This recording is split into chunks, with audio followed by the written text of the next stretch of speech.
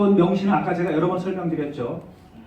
임금, 근로시간, 휴일, 휴가는 반드시 서면으로 교부 이렇게 기억하시면 될 것 같고, 교부하지 않으면 500만 원의 벌금 이거만 기억하시면 됩니다. 그 다음에 계약직이라든지 단시간 근로자는 조금 더 내용이 좀 많습니다. 뭐가 포함되냐면 근로계약기간, 계약직은 계약기간이 필요하겠죠. 1년이냐 6개월이냐 한 달이냐 이런 등등. 그 다음에 휴계에 관련된 것도 들어가고요. 근로시간뿐이 아니고, 그 다음에 휴일뿐이 아니고 휴가도 들어갑니다. 그리고 취업의 장소와 종사일 업무, 근로일 및 근로일별 근로시간, 이건 단시간 근로자만 해당되고, 요거는 벌금이 아닌 과태료, 비정규법은 과태료로 명시되어 있습니다. 자, 그다음에 이제 근로계약서를 제가 이제 포괄임금제 형태로 그냥 만들어 드리는 그런 표들인데, 왜냐하면 여러 장으로 하면 그 복잡하니까 그냥 한 장으로 압축하다 보니까 좀 빠진 것도 있습니다만, 그래도 기본적으로 임금, 근로시간, 휴일, 휴가가 다 포함된 그런 내용들이고요. 위에는 당사자 쓰면 돼요. 사용자는 목장 예컨대 주인이고, 근로자는 일하는 사람이겠죠. 그래서 이제 이 목장 관리자용으로 제가 만든 겁니다. 헬퍼용이 아니고, 헬퍼용은 따로 이렇게 있고요. 그래서 업무 내용은 차규, 청소, 목초 및 사료 배급 등 목장 관리 업무를 한다. 그래서 이제 직종은 목장 관리자라고 정했고, 근무 장소는 사용자가 지정하는 목장 및 부속시설, 뭐 부속시설이라는 게 초지일 수도 있고 뭐 이런 등등이 아마 되겠죠. 그리고 업무 내용은 장소에 따라 장소 또는 업무 내용은 사정에 따라 변경될 수 있고, 계약 기간은 안 써도 됩니다. 근데 1년짜리로 한다면 예컨대 2019년 1월 1일부터 2019년 12월 30일 이렇게 할 수도 있겠죠. 그죠? 그 다음에 재계약을 하면 되는 부분들이니까 종료와 1년의 재계약을 정해서 할 수 있고, 기간제 근로자는 2년까지는 쓸 수 있으니까 이런 방식을 활용하는 것도 괜찮습니다. 그 다음에 수습기간은 보통 3개월 정도로 하는데, 수습기간은 급여를 적게 주는 것도 있지만, 수습기간 중에 무언가 그 친구가 잘못을 하면 정상적인 근로자보다 쉽게 내보낼 수가 있습니다. 그렇다고 이유 없이 내보낼 수는 없겠죠. 그죠? 수습기간 중에는 조금 쉽게 내보낼 수 있기 때문에 3개월 정도의 수습기간은 반드시 두시기 바랍니다. 그때 이렇게 수습 평가 결과 목부로 부적합 바자 인정되는 경우는 해고 또는 재급 집행할 수 있다. 이렇게 급여는 80%로 한다고 했는데, 어떻든 이건 스스로 정할 수 있는 그런 부분들인데, 예컨대 급여 총액은 300만 원으로 한다. 예를 들면. 그리고 월급은 매월 예컨대 말이나 지급한다. 이런 방식으로 하면 되는 거예요. 수습기간은 80%인 240만 원을 준다. 그 다음에 이 급여 총액 300만 원은 기본급과 연장, 야간 수당 다 포함되어 있다. 이렇게 그냥 정해놓은 거예요. 여러분이 편리하게. 그러면 210만 원이 기본급이 되고, 그래서 이제 이 기본급이 최저임금 이상은 넘도록 정해야 됩니다. 그 최저임금 밑으로 떨어지면 안 될 수 있는 부분들이 있으니까 고민을 하시고, 퇴직금은 1년에 30일 평균임금을 1년 계약이 종료된 날 정산에 지급한다. 이렇게 해야 되고요. 계속 가면 나중에 최종적으로 그만둘 때 줘도 되는 거고요. 1년 미만자는 퇴직금을 안 줘도 됩니다. 그러니까 아주 극한적으로 얘기하면 364일이라면 안 줘도 돼요. 365일을 일해야 주는 그런 부분들이니까. 그 다음에 당사자는 합의하는 경우 퇴직연금에 가입할 수 있다. 10인 미만 사업자는 근로복지공단이 퇴직연금에 관련된 부분을 대신해 주는 게 있거든요. 지원해 주는 것도 있고 4대 보험 지원해 주는 것도 있고, 그런 방식으로 되면. 그 다음에 월급에는 근로소득세 및 4대 보험료를 재정 원천, 이게 가장 중요한 거예요. 예. 원천 징수 반드시 해야 됩니다. 왜냐하면 원천 징수 권자이기 때문에. 근데 이제 목장 같은 경우 이게 온라인으로 지급하는데 4대 보험 가입을 원하지 않는 경우가 있어요. 이게 어떻게 하냐는 문제가 있는데 그냥 그래도 넣어놨습니다. 4대 보험 가입을 원하지 않을 경우 미가입으로 발생하는 법적 책임은 근로자 본인에게 있음을 확인한다. 이렇게 한번, 그러면 본인이 가입하겠죠. 그죠? 아이고 4대 보험 몇 개를 하겠죠. 그래서 원칙적으로 사업주가 근로자 걸 대신 내주지 마세요. 근로자도 자기 세금 내야 될 의무가 있는 거죠. 근데 세금 안 내기 위해서 왜 또 4대 보험 안 내기 위해서 하는데, 그게 국가적으로 무슨 문제가 생기냐면 나중에 4대 보험 빵꾸 나고요. 세금 빵꾸 나고요. 소득이 있으면 세금 내야 됩니다. 국민의 의무라는 거죠, 기본적으로. 근데 우리가 대부분 막 일당제 하시는 분이나 시골에 계신 분들은 사고가 뭐냐면 악착같이 내가 내야 될 건 안 내면서 자기 혜택을 받으려고 하는 사람이 너무 많은 거예요. 그걸 우리 깨줘야 됩니다. 결국 그게 어디까지 오는 거죠? 다른 사람들이 부담해야 될 그런 위험으로 오는 겁니다. 우리가 특히 고령사회 관련 부분에서 4대 보면 안 들으면 국민연금 문제가 생겨버리죠. 건강보험 문제 생겨버리죠. 고용보험 문제 생겨버리지. 산재보험 문제 생겨버리는 거죠. 그 다음에 다쳤을 때 어떻게 하냐 문제가 또 생기죠. 우리가 농사짓거나 목장일 하는 것도 다칠 수 있는 거죠. 그죠? 근데 산재보험 가입 안 하고 있다? 그러면 나중에 추가로 여러분들이 내야 될 게 많아요. 그래서 4대 보험 원천 징수는 반드시 한다. 그리고 요 말을 이렇게 쓰면 어떻게 하겠지? 근로자들이 아니 가입할게 이렇게 하겠죠. 물론 그 부담을 줄이기 위해서 이렇게 하는 거죠. 아, 목장은 10%를 내야 되는데 그냥 안 낼 수도 있고 근로자는 9%를 내야 되는데 안 낼 수도 있겠죠. 그냥 가입 안 하고 그냥 적당히 넘어가면. 근데 세상이 그렇게 요즘 만만치 않아요. 특히 세무서의 모든 자료가 건강보험공단, 국민연금공단, 근로복지공단에 다 통보가 됩니다. 근데 여러분들이 결국은 이제 왜 그 경비 처리를 하기 위해서는 뭔가 줬다는 걸 증빙이 남잖아요, 그죠? 그럼 나중에 그게 추가로 징수를 당하는 문제가 생깁니다. 근로시간은 8시간을 기준으로 하고 40시간. 물론 연장 근로는 더 할 수가 있습니다. 근데 5인 미만은 할증임금이 적용되지 않으니까 연장 근로 하더라도 50% 가산하지 않습니다. 본인이 아시겠죠, 그죠? 5인 미만 사업장에 관련된 부분들이고, 그리고 12시간까지 연장할 수 있다는 거. 휴게 시간은 어떻든 8시간이면 1시간 이상을 주게 돼 있는데 대부분 아침에 차교 끝나고 나면 오후 차교까지 시간이 되게 많잖아요. 그죠? 그 시간 중에 한 시간을 휴게 시간을 주면 되는 거고 나머지 알아서 쓰는 거니까, 그죠? 휴게 시간은 1시간 이상만 주면 되니까 5시간 정도 상관없는 거거든요. 갔다 와도 되고 이런 방식이죠. 자유롭게 쓰는 거죠. 그 다음에 주휴일은 일주일에 평균 1회 이상입니다. 반드시 일요일 필요는 없어요. 월요일 날 줘도 되고 잠깐 일주일에 평균 1회 이상만 주면 돼요. 어떤 때는 왜 10일 만에 줄 수도 있고 어떤 때는 3일 만에 줄 수도 있죠. 평균 내면 일주일에 하루 이상이면 된다. 이거 유급입니다. 그러니까 자치치골에서는 이렇게 하더라고요. 5일 일하면 5일치만 일당을 주잖아요. 그런데 5일 일하면 6일치를 주는 게 맞습니다. 왜? 하루가 뭐죠? 유급입니다. 하루 노는데 6일이라는 겁니다. 그래서 일당으로 주더라도 계속 일하는 사람, 여기 어쩌다 한번 부르는 사람은 아예 우리가 생각하지 말고, 근데 왜 계속 일하는데 일당제로 주는 사람 있잖아요, 그죠? 그분들은 원칙은 5일 일하면 6일치 일당을 주는 게 맞습니다. 이거를 안 하고 그냥 계속 넘어가면 1년에 나중에 엄청나게 52일이죠, 그죠? 주휴가 만약에 만근했을 경우. 심지어 최근에 제가 이제 약사회를 좀 도와주는데 약국이 대부분 다 4인 미만입니다. 약사 하나하고 채용 약사 1명, 그다음에 관리하는 지금 한 2~3명 되잖아요. 그래서 다 4인이 하니까 약사를 쓰는데 월급제로 하는 거 1단계로 주는 겁니다. 그래서 이제 이 사람이 5일이라면 5일치, 3일이라면 3일치 주는데 5일이라면 6일치 줘야 되는데 그 경영 약사가 이걸 생각을 안 한 거예요, 그죠? 5일치면 5일치만 주면 되는가 보다 했는데 나중에 이 사람이 3년치를 청구하니까 한 2천만 원 되더라고요, 주휴가. 적은 게 아닌 거예요, 그죠? 그래서 그것 때문에 막 저한테 상담을 해서 막 지금 뭐 돈이 어디 있을까 하는데 그건 어쩔 수 없어요. 그건 안 주면 바로 형사처분 문제가 들어가잖아요, 그죠? 그 관리를 잘못한 거죠. 애초에 할 때부터 주휴수당이 포함되게 했어야 되는데 그거를 그냥 일당만 줘도 되는 줄 생각했죠, 그분들은. 근데 지금에 와서 억울하다 막 하는데 억울한 건 아니에요. 몰랐을 뿐이라는 거죠. 그 다음에 법은 몰랐다고 해서 예외가 없다는 거죠, 그죠? 그래서 큰 틀에서 이 주휴 꼭 기억하시도록 하고요.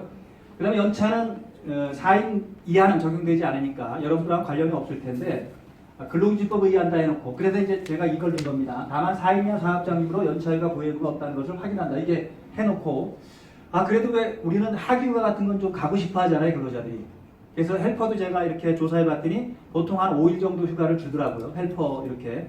그러면 예컨대 하기휴가를 며칠간 이렇게, 이건 여러분들이 주더라도 한 5일이 됐던, 그러면 한 일주일이 됐든지, 그죠? 그거는 여러분들이 자체적으로인데 그렇다고 그걸 무급으로 하면 또 안 노르니까. 그래서 유급으로 이렇게 한다라고. 하기휴가를, 이건 법적으로 되는 건 아닙니다. 하기휴가는 자체적으로 줄지 말지는 자체로 정하는 건데, 그냥 여기에는 여러분들이 만약에 하루 써도 되고 5일 써도 되고 10일 써도 상관없다는 거죠, 그죠? 근데 너무 많이 주면 다른 데하고 또 형평성 문제가 생겨버리니까, 다른 데는 예컨대 이틀밖에 안 주는데 여러분 사업장에서 열흘 준다 그러면 안 나가겠죠. 아니 그게 아니고 옆에 가서 이게 복지. 있죠. 막 가서 입으로 막 우리는 10일이나 받았는데 너는 이틀이냐 이렇게 하고 하면 또 이 근로자들이 또 가만히 안 있단 말이죠. 왜 저기는 10일 주는데 우리 이틀 이렇게 할 수 있다는 거죠. 그러니까 옆에 하고도 봐서 너무 긴 것도 그렇고 그다음에 너무 짧은 것도 그렇고 서로 균형을 맞추는 게 아마 지역별로 이렇게 맞추는 것도 한 가지 방법일 겁니다. 그리고 이제 퇴직 절차 중에서 그만둘 때는 적어도 30일 전에 통보하라 이렇게 넣어놨는데 그냥 바로 그만두는 거 강제로 시킬 수 있는 방법이 없어서 답은 없습니다. 그러나 이렇게 한번 우리가 근로계약서에 넣어놓으면 내가 그만두려면 적어도 한 달 전에 얘기해야 되는가 보다. 뒤집어서 우리 회사에서 이 근로자를 그만두게 할 때는 며칠 전에 해고를 하도록 되어 있죠. 그것도 30일 전에 하게 되어 있잖아요. 그죠? 비슷한 그런 개념으로 이렇게 보시면 되겠고, 그런데 뭐 그냥 내일 그만두겠습니다, 오늘 딱 통보하고 하더라도 할 수 있는 방법은 없습니다. 왜? 강제 근로가 안 되기 때문에 이해는 그렇게 하도록 하고요. 그 다음에 근로계 해지 사유는 여러 가지로 이렇게 적어놨으니까 참고로 보시면 될 것 같고요. 3일 이상 또는 월간 3일 이상 무단결근한 경우 근로상황 간주에서 징계조치 자동 정치된다. 뭐 이렇게 해놓는다 하더라도 사실은 징계조치는 필요한 거고요. 다만 5인 미만 사업장은 부당해고제 신청을 우리가 청구할 수 없기 때문에 사실은 그냥 해고하더라도 법적인 부분에서 사용자가 그렇게 불리하진 않습니다. 5인 이상 사업장은 굉장히 불리하죠, 사용자가. 그 다음에 경고, 심할서 등등 넣어놨고요. 기타 근로조건은 고의 또는 중대한 것에 의해 사용자에게 손익표는 손해배상의 전액을 배상한다. 이렇게 넣어놓는 것이 사실은 손해봤다고 해서 배상 물리기는 쉽진 않습니다. 그건 나중에 소송을 해야 되는 부분이고, 그 다음에 이게 이제 4대 보험에 가입을 하지 않을 경우 상해보험에 가입하기로 하면 사용자는 매월 상해보험, 이게 우리 헬퍼들 이렇게 해놨더라고요. 그래서 이제 그 총 한 10몇만 원 중에서 사용자가 한 8만 원 정도 부담하고 근로자가 얼마 부담하고 상해보험, 이게 다쳤을 경우를 예상하는 그런 필이고, 나머지 건 근로자급에서 공제해서 납부하고 본계약상의 명시된 사항은 노동요금이 일방을 따른다 이렇게 해놨는데, 어떻든 목장에 맞게 만든다고 만들었지만 그래도 부족한 게 있을 겁니다만은 적어도 이런 정도의 내용들은 계약서에 해서 정하는 게 의미가 있다 이렇게 보시면 되겠습니다. 외국인 근로자하고도 다 똑같이 적용되는 부분. 똑같아요. 외국인 근로자가 한국노동법을 그대로 다 적용받습니다. 최저임금, 퇴직금인데 다만 출국 만기보험 등등등 제도가 약간 이렇게 변형되는 건 있겠죠, 그죠? 그 출국을 보장하기 위한 이런 부분들. 그리고 3년 몇 개월인가 쓸 수 있고 조금 연장할 수 있고 요거만 차이가 있는 거죠. 다른 거는 근로조건은 노동법이 다 적용됩니다. 한국노동법이 적용한다는 게 하나도 없습니다. 심지어 외국인 노동자들도 노동조합도 만들 수가 있습니다. 심지어 불법 체류자도 노동조합 만들 수가 있습니다. 그래서 지난번에 어떤 문제가 생기냐면 불법 체류자가 노동조합 그때 발기인 최초 설립. 그래서 이제 노동부가 이걸 반려했습니다. 불법 체류자는 노동조합 만들 수 없다라고 이제 해서 이게 소송이 한 10년 걸렸는데 대법원이 불법 체류 문제는 출입국관리법상의 문제고 인간으로서 노동기본권은 보장돼야 되기 때문에 불법 체류자가 가입된 노조도 노조다 이렇게 했습니다. 이해되시죠? 그죠? 인간으로서 기본적인 천부인권이라고 하는 부분들이니까 그래서 외국인 근로자라고 차이가 없다. 그냥 이렇게 보시면 되겠고, 다만 임금 차이가 날 수는 있겠죠. 한국 근로자와 외국 근로자가 임금 차이는 날 수 있어요. 그건 상관없습니다. 왜냐하면 뭐가 다르기 때문에 하는 일과 역량과 이런 그 경험이 다르기 때문에 차이를 둘 수 있지만 그거 이외에 다른 건 차이를 둘 수 없다 이렇게 보시면 되겠죠.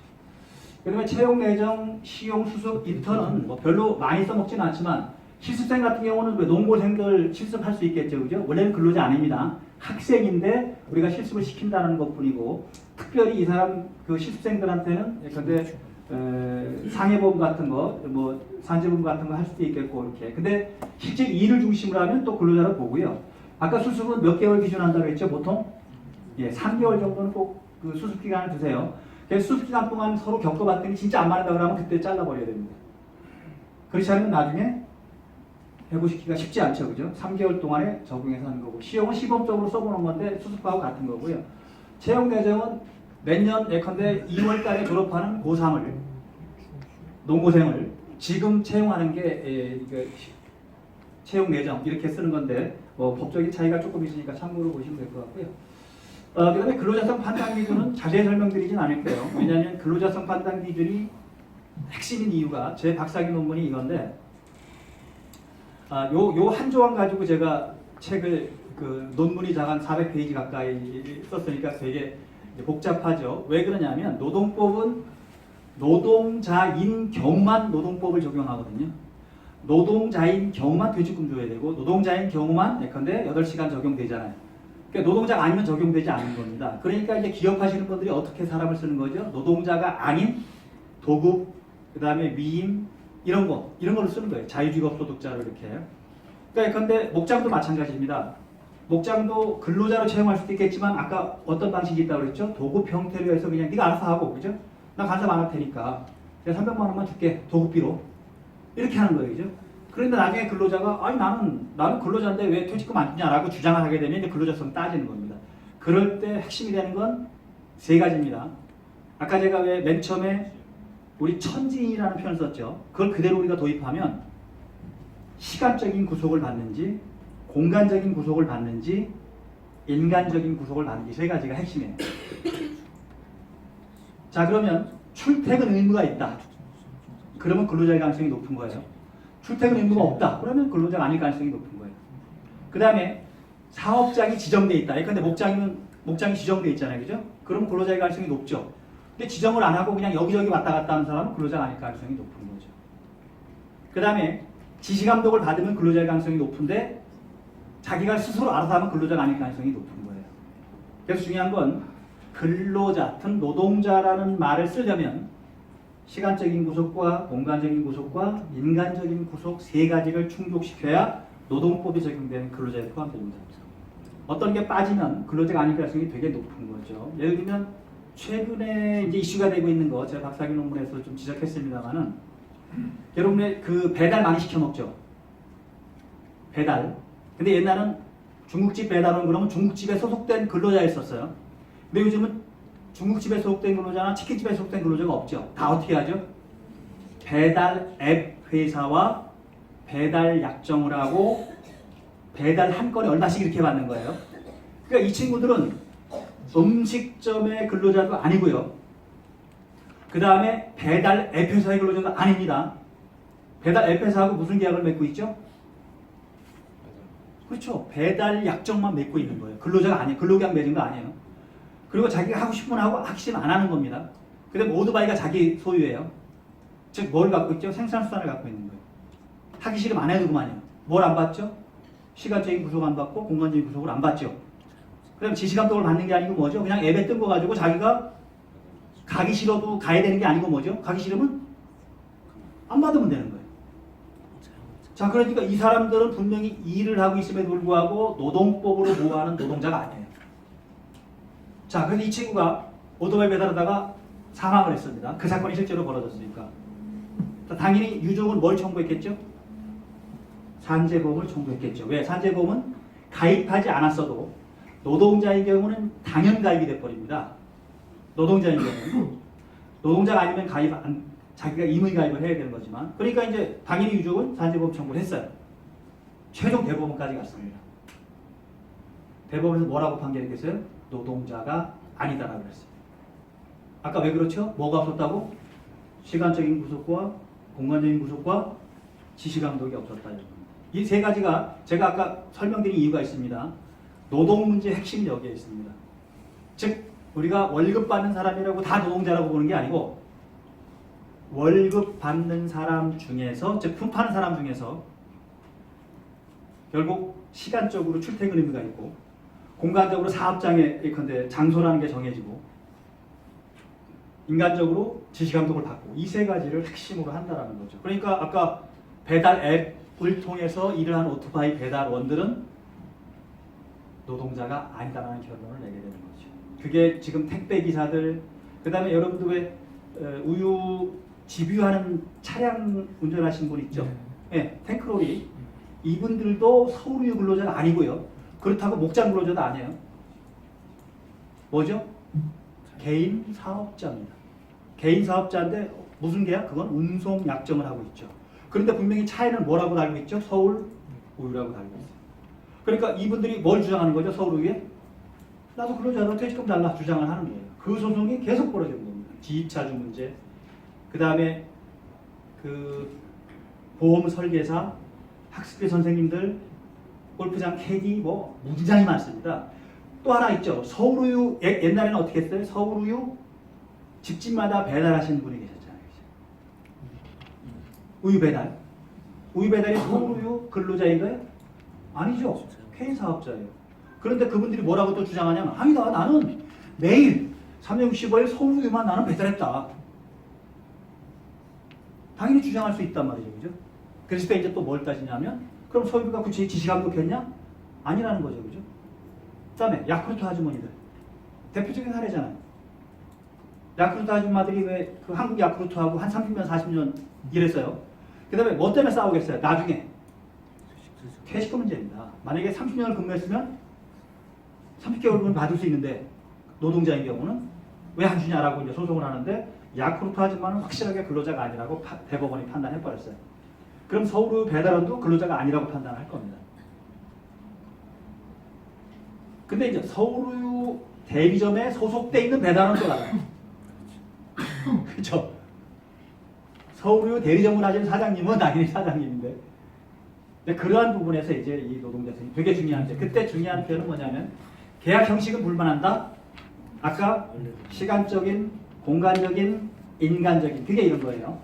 업무 내용을 사용자가 정하는 거죠. 근데 업무 내용을 안 정하고 자기가 하는 거, 그다음에 근무 장소 시간, 이게 시간적인 구속, 장소적인 구속이죠. 그다음에 상당한 지휘감독, 이게 인간적인, 요 세 가지입니다. 사실은 따지고 보면. 시간적인 거, 공간적인 거, 인간적인 구속을 하느냐 안 하느냐. 그 이외에 무슨 경제적인 거, 대가성 이런 따지는데 부차적인 부분까지 종합적으로 봅니다. 한 10개 정도를 가지고. 근데 너무 어려워요. 아까 KTX 여승무는 대법원 판결은 뭐라고 했죠?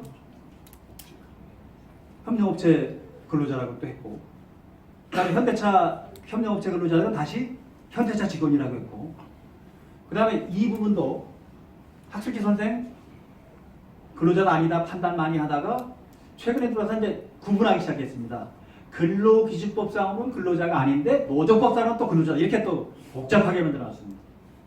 원래는 근로기준법상의 근로자야만이 노조를 만들 수 있는 근로자에 해당되는데 이걸 구분해버렸습니다. 집단적인 부분과 개별적인 부분들. 즉 학습지 선생님들은 근로기준법상의 근로자가 아니니까 연차수당이라든지 퇴직금 이런 걸 청구할 권리는 없는데, 그럼에도 불구하고 집단적인 관계에서 노조법상의 근로자이니까 노조는 또 만들 수 있다. 그럼 노조를 만들면 뭘 요구하게 되는 거죠? 연차 달라, 그렇죠? 임금 올려달라 등등 주장하게 되는 거죠. 그러니까 안 맞는 거예요, 지금 뭔가 균형이. 이게 지금 현재 상황입니다. 앞으로 어떻게 될지 모르겠지만, 그래서 이제 이런 분들한테도 노동법을 적용하는 방식을 지금 연구하고 있는 거죠. 대신 노동법을 100% 적용하는 게 아니고 이제는 예컨대 50%만 적용할 수 있는 사람들, 70을 적용하는, 이렇게 이제 구분하겠죠. 예컨대 지입차주 같은 경우는 약 50%만 적용할 수도 있고요. 학습지 선생은 품파는 게 주니까 70을 적용할 수도 있겠죠, 그죠? 이제 그 방식을 지금은 연구하고 있다라고 이해를 하시면 돼요. 그래서 이게 이제 판례에 나온 건데, 스마트폰 앱 배달업체 배달은 특수 형태 근로종사자인데, 특수 형태 근로자는 노동자는 아님에도 불구하고 특수 형태로 우리가 보호를 해야 되려고 하는 부분들, 이게 이제 아까 말씀드린 여러 가지 직종들이 있죠. 골프장 캐디, 학습지 선생, 지입차주, 이 스마트폰을 가지고 배달을 하는 앱 근로자들, 이 근로자들도 결국은 사업주인데도 불구하고 노동자와 비슷하니까 특수 형태 종사자라고 이렇게 표현해서 어디까지 보호할 건지 고민을 하고 있습니다. 현재는 사재보험에 가입하려고 일부러 가입해야 됩니다. 그러니까 택배기사 이런 부분들은 일부러 가입을 해야 되거든요. 근데 가입 안 하니까 지금 이제 이 보상이 안 되는 그런 틀들로 이해를 하시면 될 것 같습니다. 아까 말씀드렸고, 학습지 교사가 이 부분이 근로기준법상의 근로자는 아니지만 노조법상은 근로자다. 뒤집으면 노조 활동을 하는 근로자이기 때문에 노조에 가입하고 단체 교섭을 하고 단체 행동을 할 수 있지만 근로기준법상의 퇴직금을 달라거나 휴일수당을 달라고 할 수는 없다라는 그런 개념들이죠. 그러면 노조가 힘이 세면 사용자한테, 그죠? 우린 연차 달라, 또 우린 주휴 달라, 우린 퇴직금 달라고 주장할 수 있겠죠. 그럼 사용자가 밀리면 인정해 줄 수 있는 거죠. 법적으로 인정하는 게 아니도 불구하고 자체 합의를 해서 할 수 있는 부분들이니까 충분히 그런 게 예상되는 것 같습니다. 그럼 영농조합법인 같은 경우도 조합원임에도 불구하고 이사 같은 경우에 예컨대 근로자는 아니냐는 논쟁이 생기죠. 예컨대 서울위에 뭐 우리가 조합원이면서도 이사할 수도 있겠죠, 그죠? 그럼 그런 사람 보호할 건지 말 건지라는 부분에. 근데 일을 하는 걸 중심으로 하면 조합원이지만 근로자라고 볼 수 있는 부분이 되게 많다라고 이렇게 해석을 해주고 있습니다. 그 다음에 지지감독을 받지 않은 도급제사원은 근로자가 아니다. 아까 제가 목장도 말씀을 드렸잖아요, 그죠? 근로자로 쓰면 당연히 우리가 노동법이 적용되는데 도급으로 그대로 계약을 하는 거예요. 그리고 시키지도 않는 겁니다. 네가 알아서 해라, 그죠? 그리고 계약서에 뭐라고 써놓은 게죠? 네가 차교하고 청소하고 이런 건 네가 알아서 다 해라. 구체적으로 지시 안 하겠다, 그죠? 그럼 노동법이 적용 안 될 수도 있는 겁니다. 근데 근로자는 아까 세 가지를 주장하겠죠. 아니 나는 매일 아침 5시부터 일했다. 그 다음에 나는 매일 어디 가서 일했다? 우리 집이 아닌 목장에 가서 일했다, 그죠? 그 다음에 구체적인 지시를 안 했지만 계약서에 뭐라고 돼 있죠? 뭐뭐뭐 하게 돼 있지 않냐, 그죠? 구속된다. 이렇게 주장을 할 수도 있는 거예요. 그래서 그러면 다시 또 근로자인지 아닌지 다툼을 먼저 해야 되는 아주 그래서 근로자성 여부가 노동법에서는 가장 어려운 숙제입니다. 그래서 이거를 박사 논문 쓰는 사람을 바보라고 그래요. 그 어려운 걸 왜 쓰냐 이렇게 하는데 그래도 저는 악착같이 써봤는데 제가 주장했던 것은 결국 그 특수 형태 부분들은 일부 적용하는 걸로 제가 마지막 정리는 했고요. 아직 입법적으로는 그렇게 되고 있지 않은데 그렇게 갈 확률이 되게 높습니다.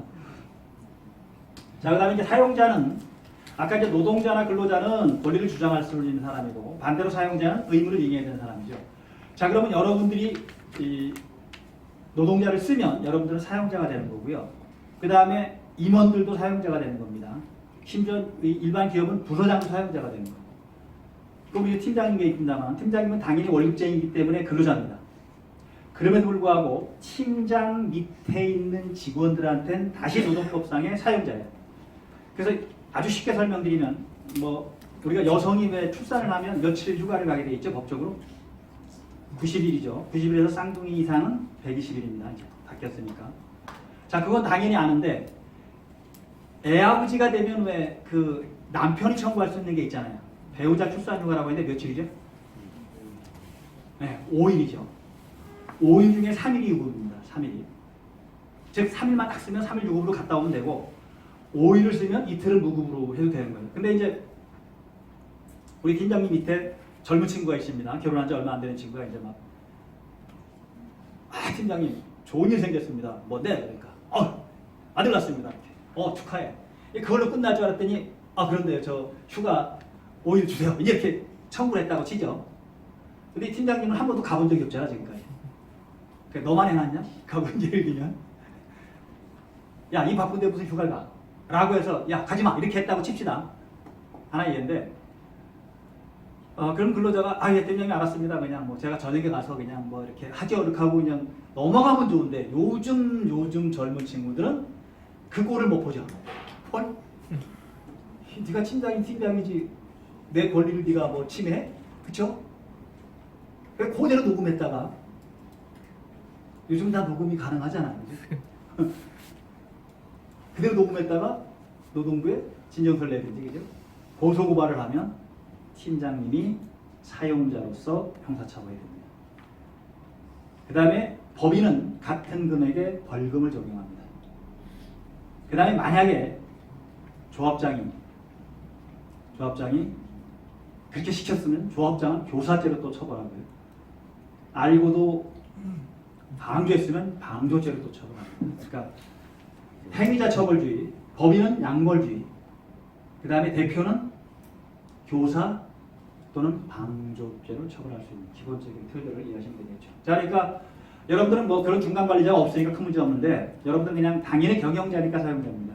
근데 중간에 중간 관리자가 있다라면 당연히 사용자로서 다 노동법을 지켜야 되는 거라고 이해하시면 될 것 같습니다. 그럼 적용 범위는 5인 이상은 전면 적용, 1인에서 4일까지는 일부 적용인데 뒤에서 좀 보겠습니다만은 근로자 보호에 반드시 필요한 주요 일주일에 1회 이상 유급으로 휴일 주는 거, 퇴직금, 최저임금 이게 핵심이에요. 일주일에 아까 5일이라면 며칠분 준다? 6일분 준다. 주유. 그 다음에 퇴직금은 1년에 며칠분? 평균임금의 30일분, 한 달치죠. 최저임금은 법에서 정한 매년 바뀌죠. 매년 1월 1일부터 12월 30일까지 정하는데 지금은 공익기월까지 해서 정하는 방식인데 앞으로 국회에서 할지 아니면 지금 제도 개선을 논의하고 있고요. 재보상, 산재보상은 1인 이상 모든 사업장에 적용되는 거니까 다만 농업은 5인 이상만 강제 적용이고 5인 미만은 임의 적용입니다. 농업에 관한 부분은 해고예고 등은 적용됩니다. 해고예고는 30일 전에 해고예고를 하는 거예요. 적용되지 않는 거 해고 부당임대 신청을 할 수가 없고요. 휴업수당 70% 정도 안 줘도 되고요. 법정 근로 시간 안 지켜도 되고요. 할증임금 50% 안 줘도 되고 연차휴가 안 줘도 되고 생리휴가 안 줘도 돼요. 자, 이 차이점을 일단 그 4인 이하 5인 이상 차이를 좀 수득하고 장소적 범위는 국내인 사업장 다 외국은 원래는 그 속시주의에서 외국법을 적용하는 거고요. 다만 한국 기업의 예컨대 출장소 같은 경우는 한국법을 적용할 수도 있을 겁니다. 아까 거기서 농축산업이 제외되는 게 어떤 거? 그러니까 주유수당 아까 제외된다고 말씀하신 거 아니에요? 그러니까 그 농업에 관련된 2차 산업은 근로시간과 휴일이 적용되지 않아요. 근로시간과 휴일. 그러니까 아까 5인 미만도 적용 안 되는데 5인 이상도 근로시간과 휴일은 적용되지 않아요. 주휴수당도 안 된다는 거 아니 주휴는 적용되고요. 주휴는 적용되고 주휴하고 상관없죠. 50% 할증. 네, 할증 임금이 적용 안 되는 거죠. 네. 아까 여기 인터넷 잠깐 찾아보니까 없다고 그래가지고 농축산업은 제외라고. 아 그게 네. 근로시간과 휴일을 적용하지 않으니까 제외할 수 있겠네요. 농축산업 그러니까 5인 이상 사업장도 마찬가지로 적용을 제외할 수 있을 겁니다. 그건 다시 확인하도록 하고요. 요게 이제 5인 미만 사업자가 5인 이상 그러니까 5인 이상 사업장은 이쪽을 보면 되고 5인 미만 이쪽을 보면 됩니다. 여기서부터 보죠. 퇴직금은 당연히 줘야 되는데 초단시간 15시간 미만 근로자는 안 줘도 되고요. 요게 이제 2010년 12월 1일부터 2012년 12월 30일까지가 50%만 주면 됩니다. 그러니까 오래전부터 근무한 사람 예를 들면 이렇게 적용되고요. 2013년 1월 1일부터는 100%가 적용되는 거고 주유는 당연히 지급해야 되는데 아까 농사 짓는 분들은 그러니까 농업에 관련된 부분은 제외할 수 있다는 부분이고 그다음에 근로계약서는 당연히 한 부를 보관하고 한 부를 교부해야 되는 거죠. 안 하면 아까 500원 벌금이고 그다음에 보관할 의무도 있고요. 직원 명부 당연히 근로자 명부를 작성을 해서 3년간 보관해야 되고 해고해고는 30일 전에 요구하거나 30일 이상의 통상임금 지급하면 되고요. 다만 제외가 있습니다. 일용 근로자 3개월을 계속 근무하지 아니한 자, 2월 이내에 기간을 정하여 사용된 자, 요 월급 6개월은 삭제됐고요. 그다음에 계절적 근무에 6개월 이내에 기간을 정하여 사용된 자, 아까 수습기간 3개월 이내 이런 경우는 해고해고를 하지 않아도 됩니다. 그래서 부당해고 신청은 예컨대 적용되지 않고 5인 이상은 적용되고요. 휴대 시간은 결국 30분, 4시간이면 30분, 8시간은 1시간, 휴게 시간을 1시간 이상 줘야 되는 거고요. 그 다음에 금품청산은 14일, 이건 똑같이 적용되는 그 테두리입니다. 5인 미만과 5인 이상을 일단 구분해서 보도록 하고요. 그 다음에 임산부 보호는 1인 이상 모든 사업장에 적용되는 테니까 그대로 보면 될 것 같고, 재해보상도 다 적용되죠. 그 다음에 법정 근로시간, 연장 근로시간 제한이 없고, 초과 근무수당, 할증임금 안 되고요. 휴업수당 안 줘도 되고, 연차휴가 안 줘도 되고. 이게 5인 미만 사업장에 해당되는 틀들이니까 전체적으로 정리를 하죠. 그 다음에 아까 좋은 질문 하셨는데, 그러면 결국 우리가 휴일이 적용되지 않고 그 다음에 근로시간이 적용되지 않으니까 농사 짓는 관련 부분들은 그죠? 1차 산업이죠. 그거는 이 5인 미만 여부하고 상관없이 5인 이상이라 하더라도 근로시간 제한과 휴일에 관련된 부분은 적용되지 않는다. 아예 그 규정 자체가 적용되지 않으니까 그렇게 이해하시면 될 것 같습니다. 아까 이거 구분한 거는 이건 제가 만든 건 아니고 나중에 여러분들이 왜 뭐 어떤 어려움이 닥쳤을 때 이거는 사이트가 뭐냐면 그 네이버에 왜 자영업의 모든 것이라는 거 한번 찾아보세요. 네이버에 그 자영업의 모든 것은 서울대 출신인데 외국계 회사에 근무하다가 너무 사는 게 이 무료하고 이제 돈은 많이 버는데 연봉은 한 1억 넘어갑니다. 근데 식사를 하다 보니까 자영업이잖아요.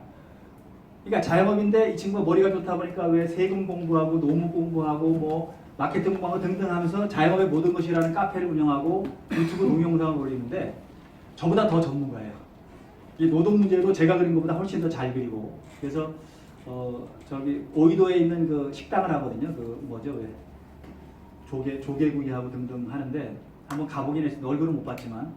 근데 아무튼 자영업의 모든 것이라는 사이트가 여러분들이 급할 때 세금, 노무, 마케팅 이런 등등을 참고할 수 있는 좋은 자료라서 제가 그걸 그대로 이렇게 다운받아서 이렇게 넣은 거니까 제가 그린 그림은 아닙니다. 약간 오류가 있는 게 이런 부분들이죠. 아까 이 부분 요게 이제 헌법재판소 미혼 판결 받아서 없어진 거거든요. 근데 이거 그대로 넣어놓은 부분들은 거기까지는 전문가가 아니니까 이제 안 본 그런 부분들인데 일반적인 내용은 혹시라도 잘 안 풀리면 그냥 세금, 노무 이런 것들은 거기서 한번 여러분 자료를 보시거나 동영상 들으면 아주 도움이 돼서 참고로 보시기 바랍니다.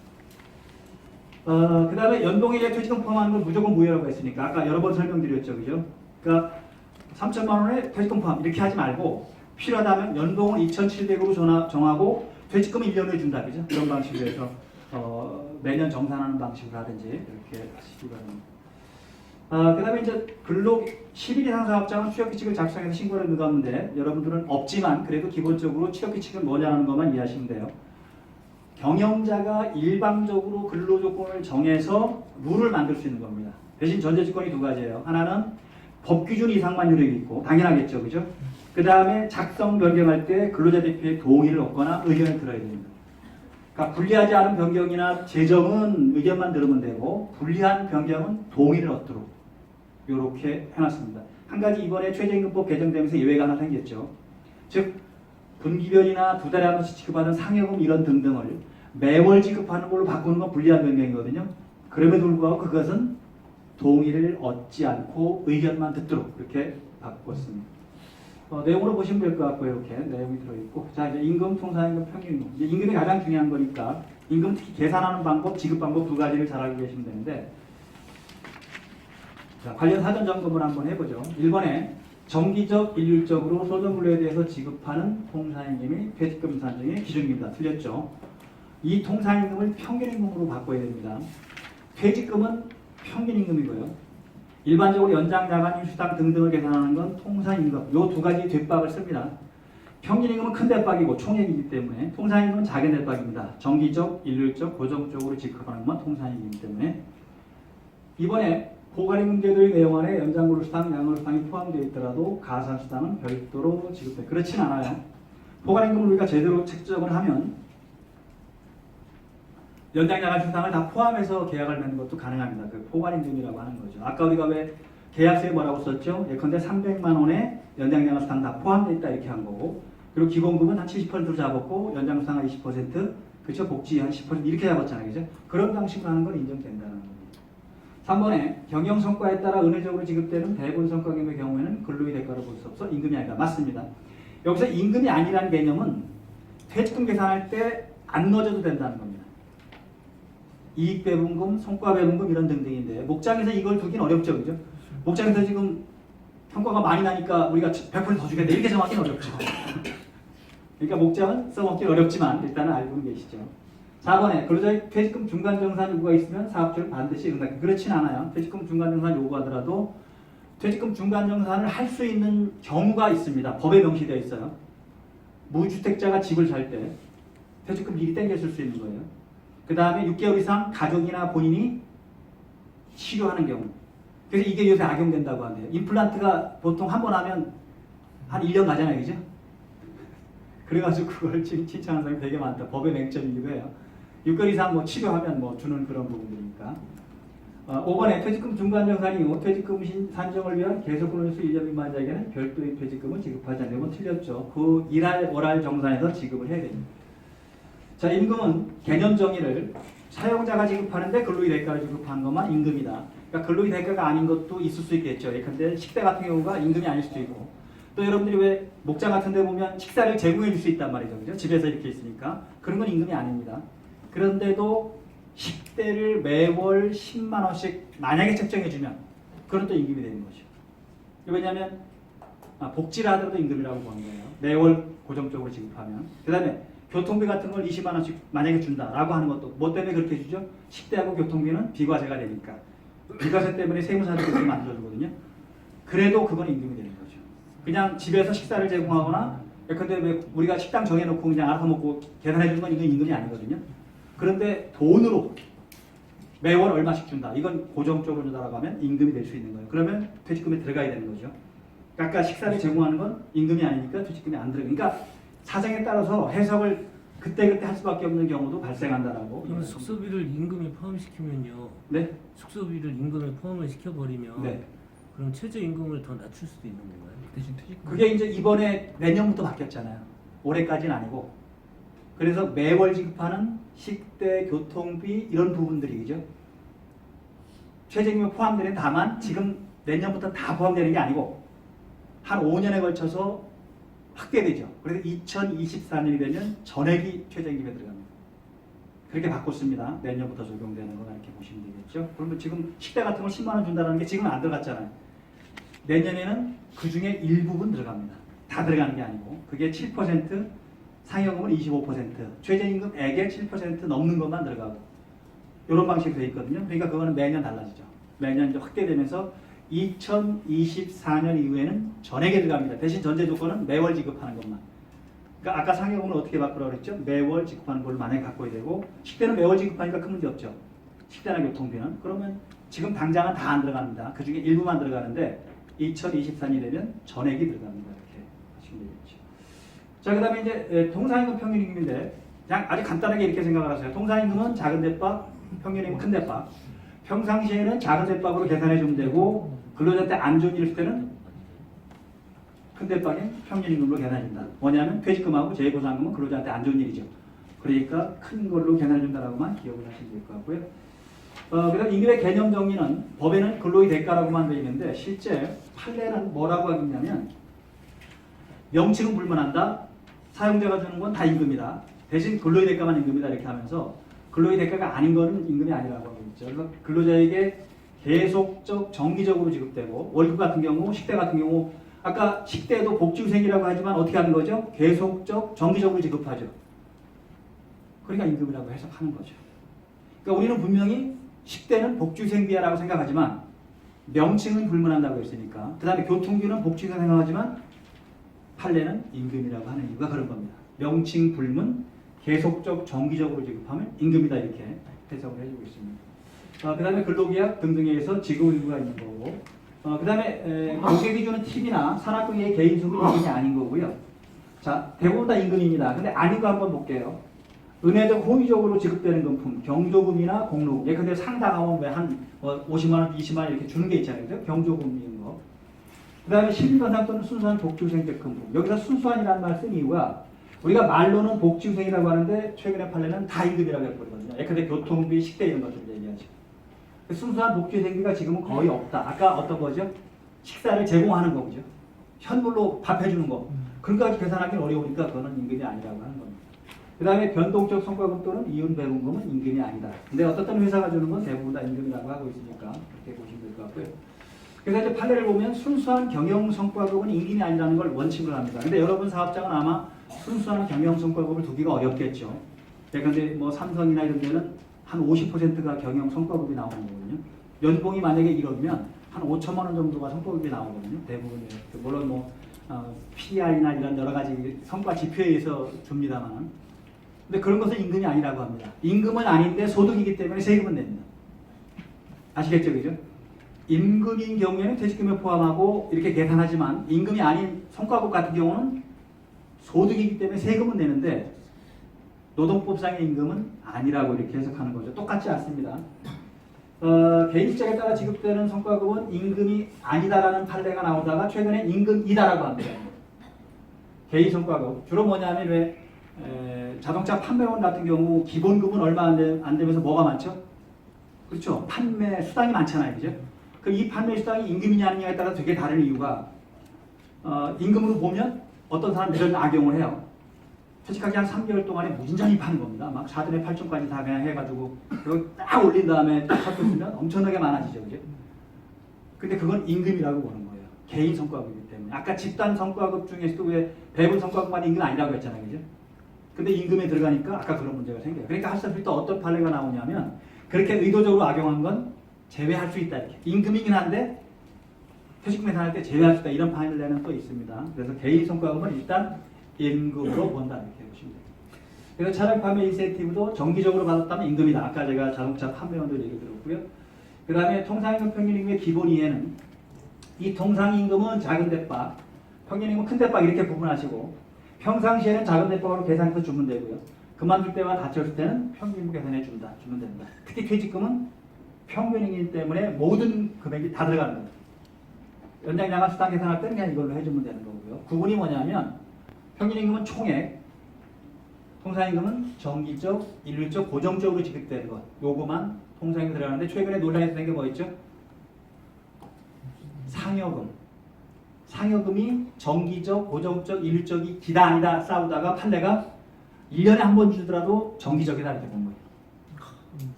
그러니까 그동안에는 노동부는 매월 지급하는 것만 통상임금 들어간다고 했는데 판례는 아니다. 1년에 한 번 주더라도 매년 주면 정기적이다. 그러면 통상임금 들어간다. 이게 통상임금 관련 부분의 판례의 흐름 이렇게 보시면 될 것 같습니다. 그럼 통상의 개념은 뭐 크게 세 가지. 사전에 확정할 수 있는 것 중심으로 하고요. 아직 연장수당 같은 건 아직 확정 안 되는 거잖아요. 그러니까 안 들어가는 겁니다.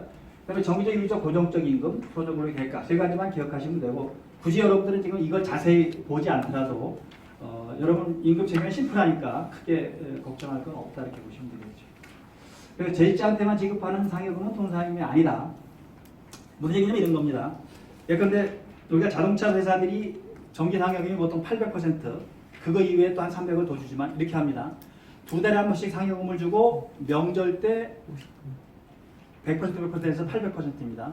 두 달에 한 번 중에 600% 플러스 명절 200%에서 800인데, 자, 두 달에 한 번 주는 그 만약에 짝수달 말일에 준다라고 하면 내가 10월 말에 그만두면 받을 수 있겠죠, 그죠? 10월 말에 그러면 10월 달 두 달치 받을 수 있는데, 만약에 11월 말에 그만두면 줘야 안 줘요? 주는 회사도 있고 안 주는 회사도 있는 거죠. 이게 재직자 기준이에요. 그럼 예컨대 기아차 같은 경우는 11월 말에 그만두더라도 50% 줘요. 그럼 11월 10일 날 그만두면 61분에서 11분을 주는 거죠. 그렇죠. 두 달치 61분, 11분을 주는 거죠. 근데 현대차 같은 경우는 11월 말에 그만두던 12월 29일 날 그만두던 하나도 안 줘요. 이게 재직자 기준이에요. 왜냐하면 12월 말에 10월 말에 재직하는 사람만 준다 이렇게 돼 있단 말이죠. 그 차이가 뭐냐면 현대차는 통상임금에 안 들어가고 기아차는 통상임금에 들어가는 겁니다. 그래서 기아차가 지난번에 소송에서 지는 바람에 4천억이 추가로 들어가고 장기적으로는 2조 정도가 더 들어간다 하는 얘기가 그런 얘기입니다. 즉 재직자 기준으로 두면 통상임금이 아니다라는 게 현재까지 판례이기 때문에 그런 불합리한 점이 나타난다고 이해하시면 될 것 같아요. 그 다음에 정기상여금을 통상으로 제외하기로 합의하는 경우 원칙은 무효고요. 근로자는 청구할 수 있는데 시효가 3년이기 때문에 3년치만 청구하는 겁니다. 그게 기아차 같은 경우가 2008년부터 2011년까지 3년치가 4천억이라고 하는 겁니다. 일부지만. 그 다음에 그 후로 또 계속 소송이 계속된다면 추가로 청구할 수 있는 부분이 아마 있겠죠. 그래서 무효이기 때문에, 왜냐하면 법에 뭐라고 되어 있냐면 법에 정기적, 일률적, 고정적으로 지급게 통상임금이라고 정해놨단 말이죠. 그래 당사자 간에 정기적으로 지급되는 상여금을 통상임금이 아니라고 합의하더라도 그게 무효라는 거예요. 왜 그렇죠? 법에 미달되는 건 무효라는 게 기본적인 강의적 효력이니까. 그러니까 당연히 청구할 수 있는 겁니다. 아까 근로자가 우리 퇴직금 없다라고 사인하더라도 근로자는 나중에 어떻게 할 수 있다고 그랬죠? 청구할 수 있다고 그랬죠. 그게 그런 얘기예요. 왜? 무효이기 때문에. 그래서 이게 굉장히 금액이 컸던 그런 내용들이라고 보시면 되겠죠. 그 합의했다 치더라도 근로자가 나중에 주장하더라도 뭐 그건 줘야 된다 이런 부분이에요. 다만 이제 신의칙 적용한다는 건 뭐냐면 오래됐거나 또는 그 돈을 주면 회사가 망할 정도가 된다라고 하면 안 줘야 된다는 거예요. 그 신의칙이라고 하는 부분인데 좀 복잡한 거니까 이론은 설명하지 않겠습니다. 그다음에 포괄임금제는 근로시간을 산정할 수 없는 경우만 포괄임금제를 쓴다라고 하는 부분들에서 이제 포괄임금을 제약한다는 개념으로 이해하시면 될 것 같고, 평균임금은 퇴직금 계산할 때 쓰는 도구인데 항상 평균임금은 산정사유 발생한 날로부터 거꾸로 3개월을 가서 그동안에 받은 임금 총액을 그 기간의 날짜로 나눕니다. 만약에 오늘 사표를 냈다. 그러면 오늘을 제외하고 어제부터 거꾸로 3개월을 가는 거예요. 그때 받은 임금 총액을 그때 날짜로 나누기 때문에 89일에서 92일까지 날짜가 생깁니다. 2월달에 끼면 89일이 되고 7, 8월에 끼거나 12월, 1월에 끼면 92일이 되겠죠. 그렇게 계산해서 하루 일당을 계산하는 거예요. 그럼 아까 퇴직금은 얼마치 주라고 그랬죠? 30일. 그다음에 재해보상금은 평균임의 70% 또는 평균임의 며칠분 이렇게 되어 있거든요. 나머지는 통상임금 계산하면 되는 거니까 평균임금은 퇴직금하고 재해보상금 산정할 때 임금 총액이 들어간다. 총액인데 무한정 우리가 할 수 없고 3개월 거꾸로 간다라고 보시면 되고, 사유 발생 당일은 제외하고 계산한다. 만약에 11월 30일 날 그만둔 사람 있잖아요, 이제. 그러면 11월 30일을 제외하고 29일부터 거꾸로 가는 겁니다. 8월 30일부터 11월 29일까지 이렇게 계산하는 거죠. 하루가 차이가 납니다. 근속은 11월 30일까지인데 평균임금 산정은 11월 29일까지 계산한다라고 이해하시면 되겠죠. 자, 임금 지급 4원칙입니다. 임금 지급 4원칙은 임금을 줄 때 어떻게 주는 거냐 하는 부분들인데 네 가지입니다. 4원칙. 직접 줘라. 일을 한 당사자한테만 줘라 이런 겁니다. 제3자한테 주면 안 됩니다. 와이프한테, 남편한테, 아들한테, 딸한테 주면 안 돼요. 예를 들면 아까 우리가 몇 살 이하는 일을 못 시킨다고 했죠? 15살 미만이 되겠죠. 그죠? 15살부터 17세까지는 연속근로자인데, 자, 그래서 12살짜리가 와서 아이고 우리 엄마는 누워있고요. 아버지는 집 나갔고요. 제가 일해야 먹고 사는데 뭐 어떻게 좀 뭐 일 좀 시켜주세요라고 해서 일을 시켰다고 칩시다. 근데 미성년자이기 때문에 야, 아버지 오라고 그래. 엄마 오라고 그래. 이렇게 못한다는 거죠. 그죠? 본인한테 해줘야 됩니다. 일한 본인한테. 심지어는 뭐도 있죠. 왜 빚쟁이들이 왜 그 임금 양도가 각서 같은 거를 막 갖고 오잖아요. 그래도 그 빚쟁이한테 주면 안 돼요. 누구한테 줘야 되죠? 반드시 일한 사람한테는. 원칙입니다. 일한 사람한테. 근데 최근에 문제가 되는 건 왜 그 신용불량자 같은 경우가 통장으로 들어가면 압류해버리잖아요. 이런 경우는 현찰을 주세요, 그냥. 왜냐면 현찰을 갖고 있는 동안은 압류 못하죠, 그죠? 근데 현찰을 줘버리면 못 뺏어가죠. 강도니까. 그러니까 그런 분들한테 현찰을 주세요. 왜냐하면 법에는 분명히 현금으로 주게 돼 있거든요. 통장에 입금시키는 건 예외적인데 우린 지금 통장에 입금시키는 게 원칙이고 현찰이 예외라고 생각하는데 아니라는 겁니다. 그냥 현찰로 주면 되는 거예요. 또는 그것도 귀찮으면 그냥 어차피 본인한테 들어가면 되는 거니까 본인이 원하는 통장 예컨대 와이프 통장이나 애들 통장 주면 그냥 그걸로 입금시켜도 돼요. 이걸 본인한테 들어가게 하기 위한 거지 굳이 그거를 뭐 꼭 반드시 통장으로만 그러니까 원칙은 본인한테 줘야 되지만 피치 못한 사정이 있을 때는 뭐 그 사람한테 들어가게 하면 되는 거니까 전액 지급은 공제하지 말고 들어가는 겁니다. 제가 왜 그 한참 그 공장 생활 저도 뚝섬에서 공장 생활을 조금 했었는데 그때는 이상하게 이런 제도가 있었어요. 한 보름치를 깔고 줘요. 내가 한 달 일했는데 15일치만 주고 그 다음부터 계속 15일치를 안 주고 밀려나요, 그죠? 이걸 하지 말라는 거예요. 그때 제가 알았으면 잠깐 그 사장 좀 작사를 냈을 텐데 이게. 그때 몰라가지고 그냥 근데 그런 거예요. 그러니까 계산했으면 계산한 걸 다 주라는 거예요. 근데 공제해야 되면 법적으로 돼 있는 거 그게 뭐지 아까 원천징수하는 거는 공제하고 주는 거 왜냐면 원천징수 권자이기 때문에 그렇게 하는 부분이고 그다음에 손해배상 같은 경우는 공제 못합니다. 즉 우유가 상패가 났다. 그 손해가 내가 100만 원을 받다. 너 월급 100만 원에서 까 이게 안 된다는 거죠. 필요하다면 뭘 해야 되겠죠? 손해배상 청구 소송을 해서 압류해 놓고 그렇게 하는 건 가능하겠지만 그냥 일방적으로 손해배상과 공제하는 게 안 된다. 왜냐하면 그건 생활비이기 때문에 그렇습니다. 그 먹고 사는 그런 생존의 근거이기 때문에 그다음에 통화지급은 반드시 한국은행권 그 다음에 주화로 주는 걸 원칙으로 하고 온라인 입금하는 건 괜찮고요. 정기지급 원칙은 생활안정에서 매월 1회 이상 반드시 지급해야 되고요. 다만 성과급이나 상여금은 1회 이상 지급하지 않을 수도 있겠죠. 그죠? 자, 임금의 계산은 통상임금, 금융임금, 그 다음에 지급 방법은 직접 지급, 전액 지급, 통화 지급, 그 다음에 정기 지급의 원칙을 꼭 기억하시면 되고 그러니까 월급 날짜가 정해져 있으면 그 날짜를 넘어가면 안 됩니다. 자, 말일로 정해있으면 말일을 반드시 줘야 되고요. 5일로 정해있으면 5일로 정하고 알아서 주는 거죠. 그죠? 만약에 피치 못하게 그 저기에 못 주게 되면 당사자는 합의해서 원칙은 안 됩니다만 아까 우리가 왜 그만둘 때는 며칠 이내 주도록 돼 있죠? 14일인데 합의하면 지급비를 늦추는 건 가능하죠. 근데 정기 지급은 늦추는 게 사실은 안 됩니다. 그럼에도 불구하고 서로 합의하면 나중에 감독관이나 왜 문제가 생겼을 때 봐줄 수 있겠죠. 그죠? 근데 그것도 안 하고 무조건 야 기다려. 뭐 나중에 준다니까 이런 식으로 하면 결국 임금 체불이 되고 임금 체불은 가장 벌칙이 셉니다. 3년의 징역, 3천만 원의 벌금 이렇게 되어 있습니다. 그 다음에 노동법에서 가장 센 거는 엊그제 왜 어디 무슨 뭐 IT 회사의 양 무슨 회장이 왜 그 직원 폭행을 했잖아요. 그죠? 이거는 형법상의 그거보다 이 근로기준이 먼저 적용돼요. 폭행금지 원칙이. 폭행금지 원칙은 벌칙이 형법보다 훨씬 셉니다.